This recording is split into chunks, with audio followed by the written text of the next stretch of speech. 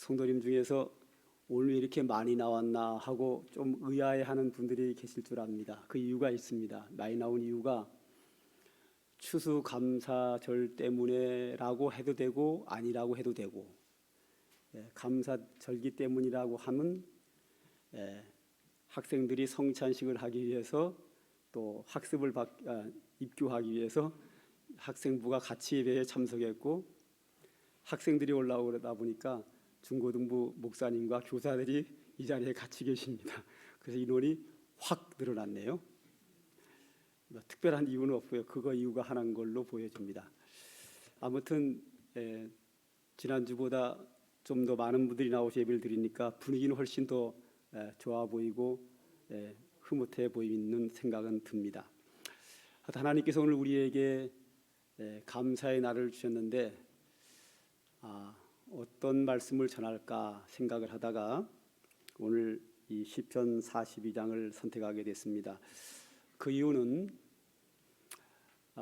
여러 가지 이유가 있지만 어떤 분들은 좋은 환경 속에 사는 분도 있고 어떤 분들은 환경이 썩 그렇게 좋아 보이지 않는 분들도 계시기에 어떤 상황 속에서든지 우리가 믿음으로 살고 믿음으로 살면서 하나님의 은혜를 받고 은혜를 받은 자들이 늘 감사하는 삶을 살자 하는 차원에서 이 본문을 선택하게 됐습니다. 이 본문을 기록한 사람은 고라 자손들이 기록을 했는데, 즉 고라 자손의 찬송입니다. 그런데 이 고라라고 하는 사람은 아주 나쁜 사람이거든요.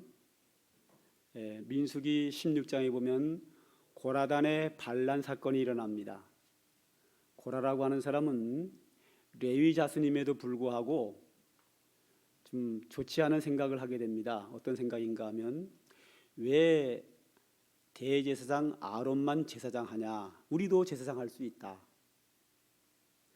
왜 모세만 우리의 최고의 지도자, 우리의 왕이 되느냐? 우리도 왕 할 수 있다 하면서 당대의 최고의 지도자인 모세와 아론에 대하여 비난을 하면서 반란을 일으킵니다.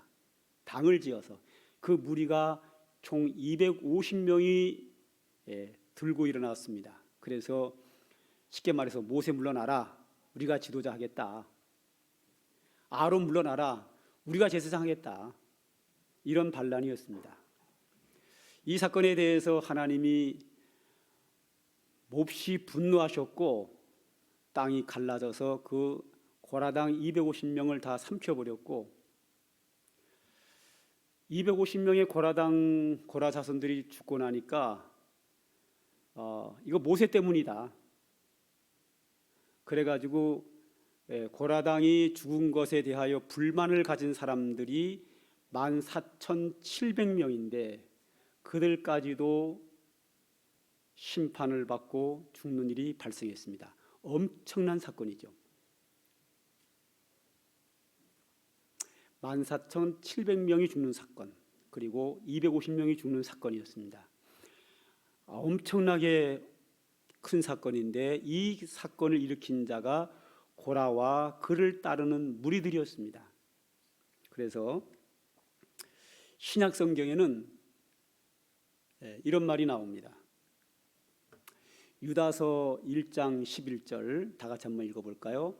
화 있을진저 이 사람들이여 가인의 길을 행하였으며 싹술 위하여 발람의 어그러진 길로 몰려갔으며 고라의 폐역을 따라 멸망을 받았도다. 유다는 구약의 세 가지 악인을 손꼽았습니다. 먼저 시기 질투로 인하여 동생을 죽인 가인, 그리고 싹쓸 받고 애매한 하나님의 백성을 저주하려고 했던 발람, 잘못된 선지자, 그리고 이스라엘 사람들이 광야 생활할 때 모세와 아론을 물러내고 자기들이 최고 높은 자리에 앉으려고 했던 고라의 폐역, 이렇게 세 악인을 손꼽아 교훈하면서 이들의 악행을 본받지 말 것을 유다서 1장에 기록하고 있습니다. 자, 이렇게 고라당의 사건은 신약 시대까지도 이렇게 기록하는 것처럼 엄청난 사건이었습니다. 자, 문제는 고라당은 죽었습니다. 그리고 이제 살아있는 고라의 자손들입니다. 고라의 자손들은 그의 조상 고라와 그에 따르는 고라당들이 대역죄를 지었기 때문에, 즉 대역죄인의 자손들입니다. 그렇기 때문에 이스라엘 백성 안에서 늘 부끄러움 속에서 길을 피지 못하고 비난을 받으며 살아야 했습니다. 그래서 그들에게는 소망이 없습니다. 소망이 없는 그들이 어떻게 살았는가? 고라 자손은 소망이 없기에 오직 하나님이 소망이었습니다. 그리고 오직 하나님의 은혜만 사모했습니다. 요즘 젊은 학생들, 청년들 그런 얘기 많이 하죠. 금수저, 은수저, 흙수저. 이야기를 많이 한다는 얘기는 나도 금수저였으면 좋았을 걸. 나도 금수저였으면 좋았을 걸.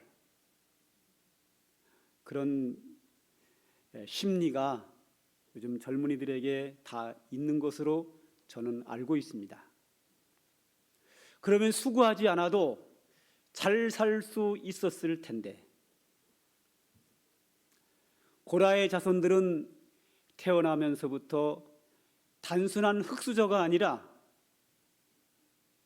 역적 죄인의 후손으로서 비난을 받으면서 태어나고 살아야 했습니다. 그러기에 그들의 소망은 오직 하나님이었습니다. 그리고 그들이 사모할 것은 오직 하나님의 은혜밖에 없었습니다. 그래서 그는 시편 41장 오늘 본문에서 하나님이여 사슴이 시냇물을 찾기에 갈급함 같이 내 영혼이 주를 찾기에 갈급합니다. 짐승들 중에 사슴이 가장 갈증을 많이 느낀다고 합니다. 물을 자주 먹어야 되죠. 물을 먹지 않으면 견디지 어렵다고 합니다. 사슴이 목이 말라 수시로 물을 찾듯이 하나님이여 우리는 이 세상에 살면서 주를 찾습니다. 하나님만이 우리의 소망입니다. 하나님의 은혜만 사모합니다. 이렇게 하나님의 은혜를 사모하며 살았습니다. 하나님의 은혜를 사모하고 구하는 것은 믿음입니다. 믿음 있는 자가 하나님께 기도합니다. 믿음이 없는 자는 기도하지 않게 되어 있습니다. 믿음이 있는 것만큼 하나님의 은혜를 믿고 그 은혜를 구합니다. 하나님의 은혜를 구하는 믿음의 성도들 되시기를 주님의 이름으로 축복합니다. 그리고 고라 자손의 또 하나의 특징이 있습니다.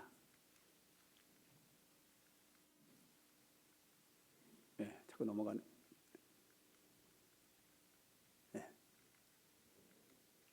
제가 넘길게요. 또 하나의 특징이 뭔가 하면 이 고라 자손, 고라당이 원한 게 뭐였냐면 성전 안에서 우리도 대제사장과 제사장이 되어서 성전 안에서 일하겠다. 그리고 이스라엘의 최고 지도자가 되겠다. 왕이 되겠다. 이게 고라당의 목표였습니다. 그런데 그의 자손들은 하나님의 은혜를 사모하기 때문에 하나님이 계시는 성전을 사모했습니다. 감히 성전 안에 들어가지는 못하고 성전 문 앞에서 성전 지키는 문지기였습니다. 그 하나님의 성전을 지키는 문지기로서의 사는 것이 너무 감사했습니다. 항상 성전에 있는 하나님을 바라보면서 하나님의 집, 하나님의 성전을 지키는 것이 너무 감사했습니다. 오늘 본문 본문이 아니라 시편 84장 1절과 10절을 우리 다 함께 읽겠습니다. 시작. 만군의 여호와여, 주의 장막이 어찌 그리 사랑스러운지요. 주의 궁정에서의 한날이 다른 곳에서의 첫날보다 나은즉 악인의 장막에 사는 것보다 내 하나님 성전 문지기로 있는 것이 좋사오니. 할렐루야. 여호와여, 주의 장막이 어찌 그리 사랑스러운지요. 악인의 장막에 거하는 것보다 하나님의 집 문지기로 있는 것이 좋습니다. 문지기의 사역을 너무 감사하게 행복하게 감당하고 있습니다. 주의 전을 사모하기 때문입니다.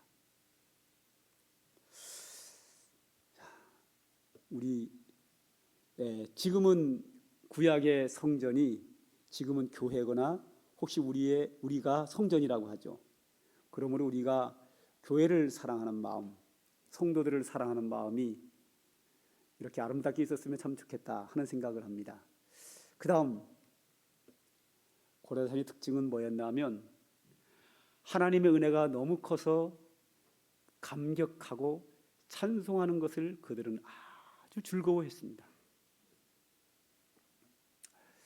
역대하 20장 19절에는 이런 말씀이 나옵니다. 그앗 자손과 고라 자손에게 속한 레위 사람들은 서서 심히 큰 소리로 이스라엘 하나님 여호와를 찬송하니라 그랬습니다. 이 말이 무슨 말인가 하면 세월이 많이 흘러가지고 오랜 세월이 흘렀습니다. 그리고 이스라엘의 왕이 다윗이 됐습니다. 근데 이 다윗이라고 하는 사람은 어려서부터 하나님 찬송하는 것을 좋아했습니다. 그는 청소년기에 아버지의 양을 치면서 늘 하나님을 의지했고 하나님이 자신을 돌보시는 것에 대하여 늘 하나님을 찬송했습니다. 어느 양치던 날 사울 왕이 다윗의 소문을 듣고 부릅니다.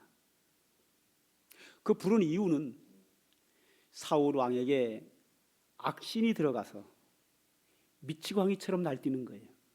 막 고통스러워하는 거예요.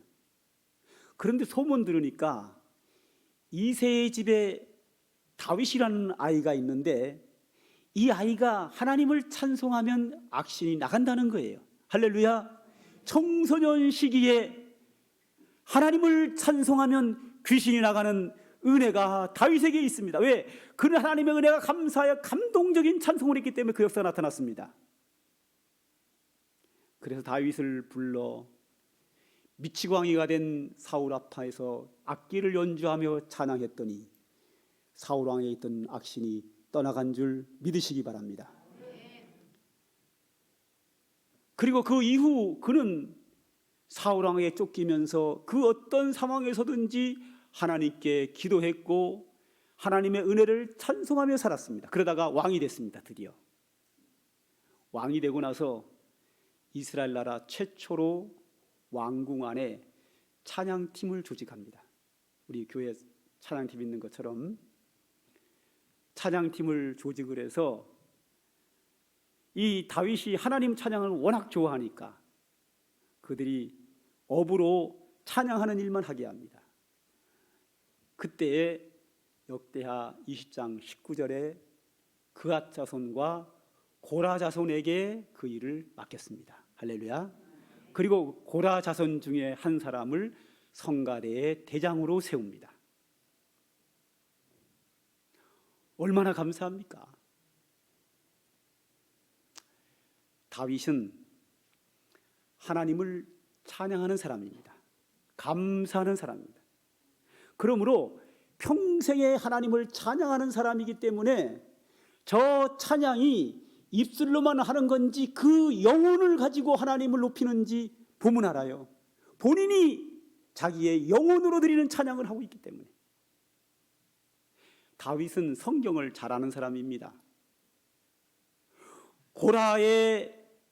고라가 그 반역을 한 그 죄인인 것을 알고 그의 자손들이 이스라엘 사람들 안에서 비난받는 것 뻔히 알면서도 다윗은 고라 자손들을 성가대 찬양팀으로 세웁니다. 왜?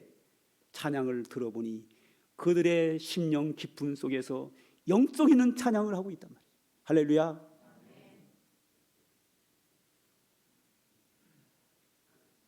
그리고 시편에 가장 많은 찬양이 다윗의 찬양이 가장 많습니다. 그리고 두 번째가 누군지 아십니까? 고라자손의 찬양입니다. 시편에 11장이나 됩니다. 오늘 본문이 바로 고라자손의 찬양입니다. 42장, 43장, 44장, 45장 다 46장, 47장, 48장, 49장 다 고라자손의 찬양입니다. 그리고 뒤에 가면 또 있습니다. 11장이 나옵니다. 거기에 보면 아주 감동적인 찬양을 그가 하고 있습니다.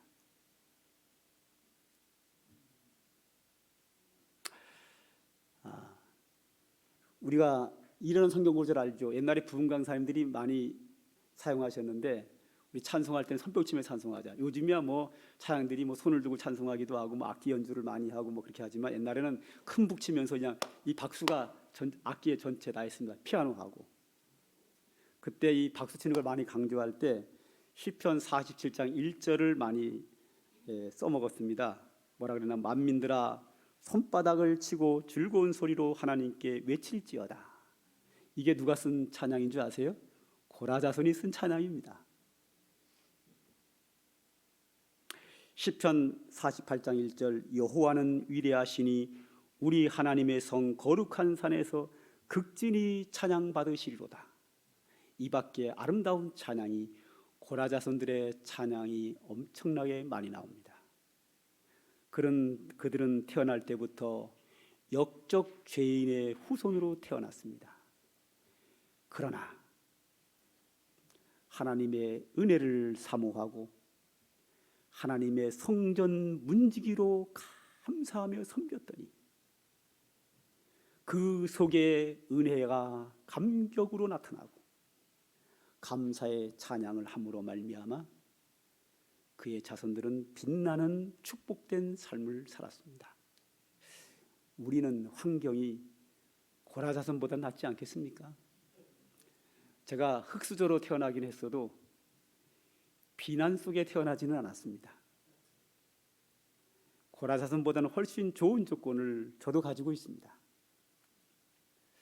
여기 있는 분들 대부분이 아마 고라자손보다는 좋은 조건이 아닐까 생각합니다. 고라자손도 그렇게 복되게 살았는데, 사랑하는 성도 여러분, 여러분들은 충분히 하나님이 기뻐하는 믿음 생활, 사람들에게 인정받는 생활 충분히 할 수 있습니다. 우리가 1년에 한 번 감사절기를 맞이해서 잠시 입으로 감사하고 끝난다고 하면 이 감사절기가 무슨 의미가 있을까요? 고라 자손들은 실제의 삶이 하나님을 은혜를 사모하는 삶이었고, 성전 문지기로서 감사하며 만족한 삶을 살았고, 그들의 삶 속에서 하나님께 감사하고 찬양했기 때문에 그들의 찬양은 입술만의 찬양이 아니라 그의 심령 속에서 올라오는 영혼의 찬양, 영성 있는 찬양, 하나님이 기뻐 받으시는 찬양을 하나님께 드릴 수 있었습니다. 그 찬양과 그 감사는 하나님이 기쁘게 받으셨습니다. 그 찬양과 감사만 받으신 것이 아니라 고라 자손들 자체를 하나님은 기쁘게 받으셨습니다. 감사와 찬양은 우리의 삶이 되어야 될 줄로 믿습니다. 그런 은혜가 삼강교회 모든 성도들에게 충만히 임하기를 주의 은혜로 이름으로 축복합니다.